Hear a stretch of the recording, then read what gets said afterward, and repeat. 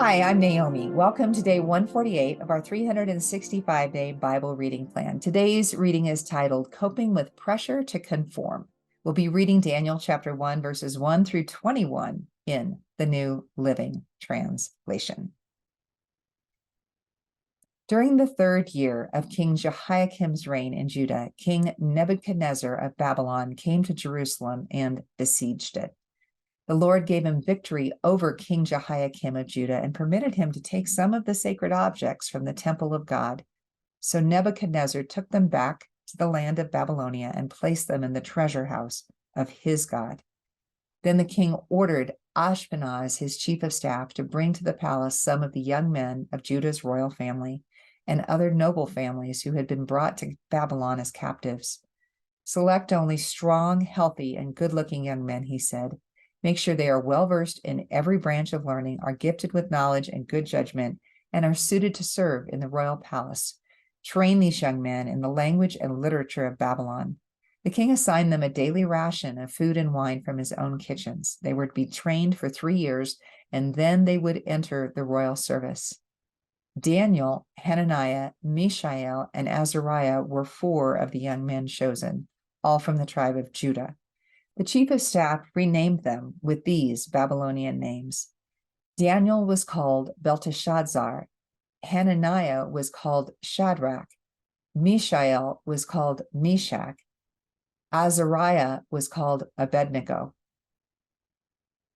But Daniel was determined not to defile himself by eating the food and wine given to them by the king. He asked the chief of staff for permission not to eat these unacceptable foods. Now, God had given the chief of staff both respect and affection for Daniel, but he responded, I am afraid of my lord the king, who has ordered that you eat this food and wine. If you become pale and thin compared to the other youths your age, I am afraid the king will have me beheaded. Daniel spoke with the attendant who had been appointed by the chief of staff to look after Daniel, Hananiah, Mishael, and Azariah. Please test us for 10 days on a diet of vegetables and water, Daniel said. At the end of the 10 days, see how we look compared to the other young men who are eating the king's food. Then make your decision in light of what you see. The attendant agreed to Daniel's suggestion and tested them for 10 days. At the end of the 10 days, Daniel and his 3 friends looked healthier and better nourished than the young men who had been eating the food assigned by the king. So after that, the attendant fed them only vegetables instead of the food and wine provided for the others. God gave these 4 young men an unusual aptitude for understanding every aspect of literature and wisdom, and God gave Daniel the special ability to interpret the meanings of visions and dreams. When the training period ordered by the king was completed, the chief of staff brought all the young men to King Nebuchadnezzar. The king talked with them, and no one impressed him as much as Daniel, Hananiah, Mishael, and Azariah.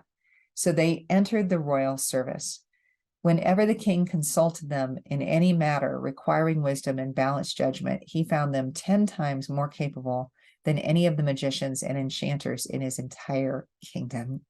Daniel remained in the royal service until the first year of the reign of King Cyrus.